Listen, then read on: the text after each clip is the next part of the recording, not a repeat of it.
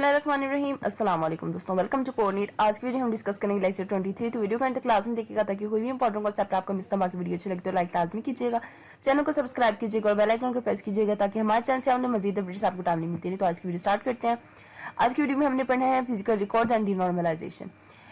अच्छा, सबसे पहले हम बात करते हैं डिनॉर्मलाइजेशन। तो लास्ट चैप्टर में हमने पढ़ा था नॉर्मलाइजेशन। नॉर्मलाइजेशन का मतलब ये था कि हम क्या करते थे, लोअर टू हायर जाते थे। ठीक है, जो हमारी शॉर्ट थी उनको हम लॉन्ग भी बना देते थे फॉर्म्स में। ठीक है, लेकिन डिनॉर्मलाइजेशन उसका ऑपोजिट है, इसमें हम हायर टू लोअर फॉर्म में आते हैं। ठीक है, अब लॉजिकल डेटाबेस है, यहाँ जो टेबल है उसमें जो लॉजिकल ग्रुप होते हैं वहां पे बेस्ड ऑन प्राइमरी कीज होते हैं, मतलब लॉजिकली रिलेटेड डाटा एक ही टेबल में होता है। फिजिकल जो डाटाबेस है यहाँ क्या होता है, यहाँ टेबल्स को इस तरह अरेंज किया जाता है जैसे डीबीएमएस उनको फिजिकली स्टोर और असेस कर सकता है। अब देख लेते हैं डी जो है हमारे पास डिनॉर्मलाइजेशन, उसका पर्पस क्या होता है। तो परफॉर्मेंस इंप्रूव करना इसका सबसे बड़ा पर्पस है। ठीक है, तो स्पेशली जो हमारे क्यूरीज होते हैं उनके लिए। तो इसको कब यूज करते हैं, तो जब क्यूरीज या जो रिपोर्ट्स में बार बार मल्टीपल टेबल्स ज्वाइन कर रही हूँ। ठीक है, जब रिपीटिंग ग्रुप्स को इंडिविजुअली प्रोसेस करना स्लो हो जाए और जब कैलकुलेशंस बार बार परफॉर्म करनी पड़ती हो मल्टीपल्स कॉलम्स के ऊपर, जब अलग अलग यूजर्स सेम टाइम पर डिफरेंट तरीकों से टेबल असेस कर रहे हो, और इसके अलावा जब कॉलम्स हमारा 60% से ज्यादा केसेस में बार बार क्यूरी हो जाए। डिनॉर्मलाइजेशन से रिडेंसी और जो एनोमलीज आ सकती हैं, जो एरर्स आते हैं, लाइक उसके अपडेट, उसके इंसर्ट, उसके डिलीट प्रॉब्लम्स के अंदर, लेकिन जो इसका रिस्पॉन्स टाइम होता है वो बहुत ज्यादा इंप्रूव हो जाता है। डिनॉर्मलाइजेशन की कुछ सिचुएशंस है, पहले हम देख लेते हैं 1 to 1 रिलेशनशिप।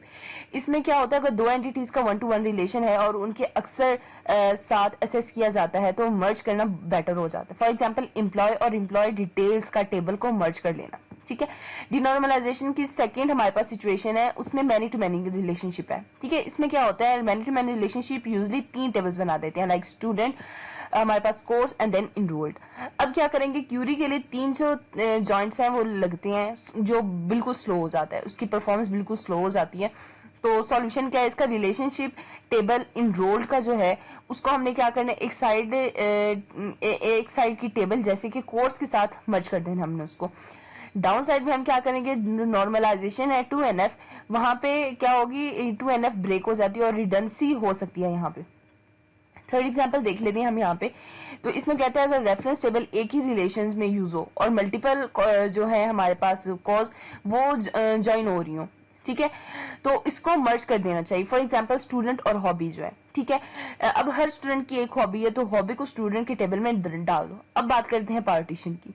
डिनॉर्मलाइजेशन में हमने ये पढ़ा कि वो डिनॉर्मलाइजेशन जो है वो टेबल को मर्ज करता है, लेकिन जो पार्टीशन है वो टेबल्स को तोड़ देता है। अब देख लेते हैं कि इसका पर्पस क्या होता है। तो सबसे पहले इसका ये पर्पस होता है कि वर्कलोड रिड्यूस कर देना, यानी डाटा असेस फास्ट कर देना। वर्कलोड बैलेंस करना इसका दूसरा प्रोसेस है, सॉरी एम है। और जो थर्ड है वो स्पीड इंप्रूव करना, यानी फ्रिक्वेंटली जो डाटा है वो यूज करना मेमोरी में ताकि वो जल्दी से लोड हो जाए। अब यहाँ पे इसकी कुछ टाइप्स है, पहली है हमारे पास हॉरिजॉन्टल, देन है वर्टिकल।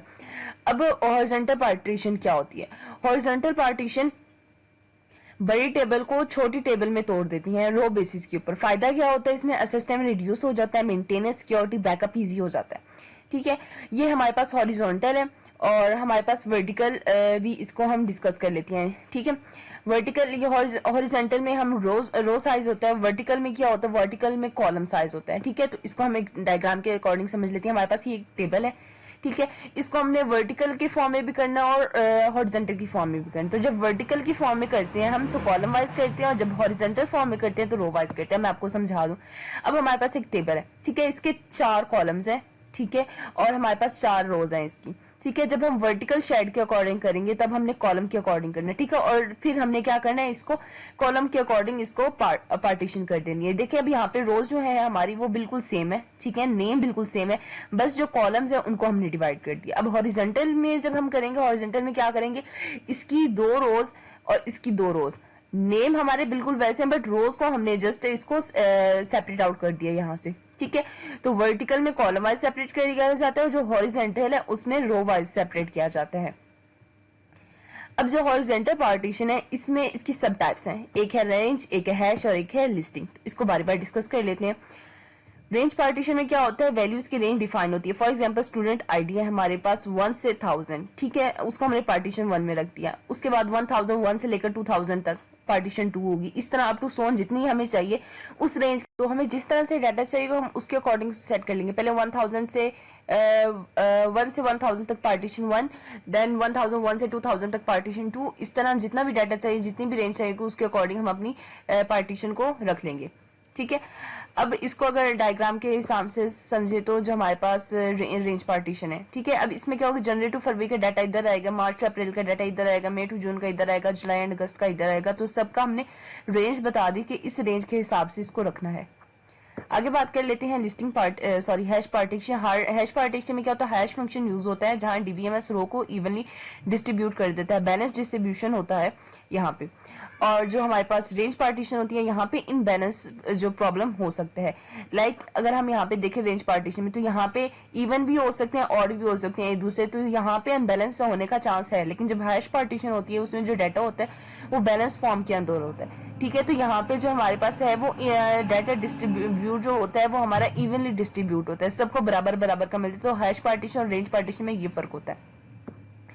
आगे देख लेते हैं लिस्टिंग पार्टीशन. लिस्टिंग पार्टीशन में क्या होता है, स्पेसिफिक वैल्यू के लिए स्पेसिफिक पार्टीशन बनाई जाती है. फॉर एग्जांपल अगर हम कहते हैं कि लाहौर के स्टूडेंट्स को अलहदा कर दो, उसको पार्टीशन ए में रख दो, कराची के स्टूडेंट को पार्टीशन बी में रख दो, और इसी तरह यानी जितना भी हमें डाटा चाहिए उसको हम अलहदा अलहदा करेंगे. अगर एग्जाम्पल के हिसाब से समझें तो लिस्टिंग पार्टीशन है हमारे पास. हमने कहा ईस्ट सेल्स रीजन, हमने एक एरिया क्लेरिफाई कर दिया, ठीक है, यानी इस रीजन के जितने भी सिटीज हैं उसका डाटा यहाँ पे आना चाहिए, इस एरिया की जितने भी सिटीज हैं उसका एरिया यहाँ पे आना चाहिए, और इस एरिया की जितने भी सेल्स हैं वो इधर आना चाहिए.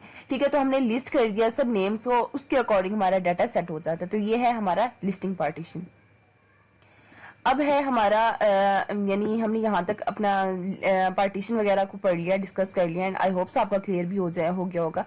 एक दफा समरी कर लेते हैं कि हमने ओवरऑल लेक्चर में क्या पढ़ा. तो सबसे पहले हमने डिनॉर्मलाइजेशन पढ़ा, यानी उसमें देखा कि टेबल को मर्ज करना फॉर परफॉर्मेंस बट रिस्की था, जिसमें रिडेंसी और एनोमलीज आ सकती है, लेकिन उसका जो ट्रांसफर डाटा है, उसकी जो रेंज है डाटा की असेस की, वो बहुत ज्यादा फास्ट हो जाती है.